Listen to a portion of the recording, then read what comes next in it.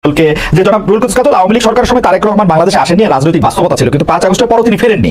এখন স্পর্শগত মামলা থেকে, আপনাদের ভাষায় সব মিথ্যা মামলা থেকে খালাস পেয়েছেন তারেক রহমান, তারপরও তিনি দেশে ফিরছেন না, ভার্চুয়াল জনসভায় যোগ দিচ্ছেন, বিএনপির নেতৃত্বে সরকার গঠন হবে, এটা নিশ্চিত করার পরে তিনি দেশে ফিরবেন। মানে আসলে তিনি দেশে ফিরতেছেন না কেন? মানে তার কোন জায়গা থেকে তিনি আসলে একটু ভীত বোধ করছেন?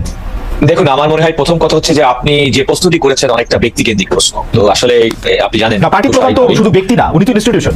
কিন্তু কথা হচ্ছে যে একজন ব্যক্তির অ্যাবসলিউটলি যে প্রশ্নটা আপনি করেছেন, আমি যদি এখন কোনো কারণে খালেদ মহিউদ্দিনকে জিজ্ঞেস করি, খালেদ মহিউদ্দিন আপনি সকালবেলা কি দিয়ে নাস্তা করেছেন, এই প্রশ্ন নিশ্চয়ই নাসিরউদ্দিন পাটোয়ারি আপনাকে দিতে পারবে না। এটাকে মানতে হবে বাস্তবতা। কাজল ভাই, বিএনপি আসলে বিচার চায় না, বিএনপি রক্তের উপর তারা খালি ক্ষমতায় যেতে চায়। বিএনপি শুধু ক্ষমতা রাজনীতি করে এবং বিএনপির ক্ষমতা রাজনীতিতে বিএনপি সবাই ইনভলভ করতে চায়।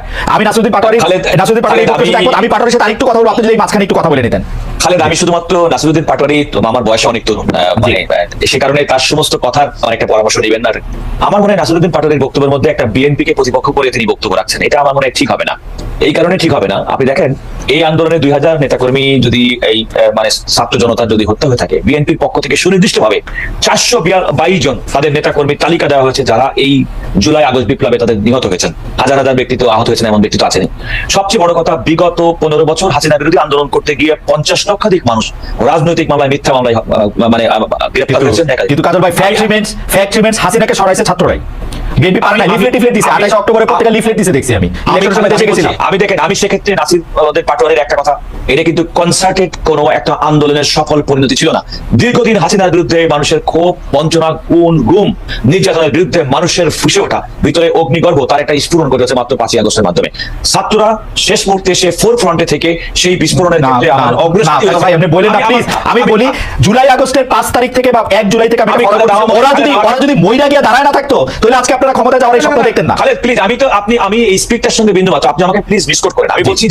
আমি বলছি যে জনগণের মধ্যে স্বতঃস্ফূর্ততা তৈরি করার জন্য দীর্ঘদিনের লাঞ্ছনা, বঞ্চনা, দুঃশাসনের যে সমস্ত রাজনৈতিক কর্মসূচি বিএনপি এবং সরকার বিরোধী, হাসিনা বিরোধী, আওয়ামী লীগ বিরোধী, তাদের কি কোনো কন্ট্রিবিউশন নাই? কিন্তু বড় কন্ট্রিবিউশন লিডারশিপ ছাত্র। আমার মনে হয় আপনি আমাকে প্লিজ মিসকোট। আমি লিডারশিপ বলছি, ছাত্র জনতা অগ্রগামী থেকে সেই দীর্ঘদিনের নেতৃত্ব দিয়েছে, আমি অস্বীকার করছি না, আপনি ঠিক করেন, নেতৃত্ব দিয়েছে। আমি নেতৃত্ব দিয়েছি, আমি বলছি যে সেটি কিন্তু একটা সমস্ত ভাবে পারছে সেভাবে ঘটিয়েছে ছাত্ররা তাদের জীবন দিয়ে। আমি তাদের যদি গভীর শ্রদ্ধা করে আরেকটি কথা বলি, শোনেন আপনি, এই 5 তারিখের আগে মার্চ ফর জাস্টিস একটা কর্মসূচি ছিল এই সুপ্রিম কোর্টের মধ্যে। আপনি খেয়াল করে দেখবেন, খুব কোটি কয়েক ছাত্র বিশ্ববিদ্যালয় বন্ধ ছিল, তারা কিন্তু সুপ্রিম কোর্টের মধ্যে আসার সুযোগ দিচ্ছে। আমরা কিন্তু আইনজীবীরা পুলিশের সঙ্গে, আমরা আইনজীবীদের ছাত্রদের পাশে দাঁড়িয়ে সুপ্রিম কোর্ট কেন্দ্রিক মার্চ ফর জাস্টিস যে কর্মসূচি 3 তারিখে সম্ভবত, সেটা আমরা সফল করতে সক্ষম হয়েছি। সুতরাং শ্রেণী পেশার মানুষ, আমাদের কি কোনো নির্দলীয় একটা ছিল না, আমাদের দলীয় একটা ছিল, কিন্তু আমাদের অভিন্ন লক্ষ্য ছিল একটা ফ্যাসিবাদ মুক্ত। আমি আসলে পাটোয়ারিকে শুনে আসি। আমি শুধু এটা জানতে চাইছিলাম যে বিএনপি শুধু সুযোগের মধ্যে অপেক্ষায় থেকে সুযোগটাকেই কাজে লাগাতে চাইতেছে কিনা, যে সুযোগটা আমরা দেখছিলাম যে বাংলাদেশকে আসলে বদলাই দেওয়া। এত ন্যারোলি বিএনপির মতো একটা জনপ্রিয় রাজনৈতিক দল, যে দলকে ভাঙার জন্য শেখ হাসিনা 15 বছর প্রাণান্ত করার চেষ্টা করেছে, সেই দল পাশেও তো পারে নাই। আমি বলছি, দেখেন অন্যান্য যে কোনো দেশে বেগম খালেদা জিয়াকে কারাগারে রেখে প্রবাসী তারেক রহমানের নেতৃত্বে বাংলাদেশের সর্বশেষ 7 জানুয়ারি ছিল না তো নেতৃত্ব, আপনারা তো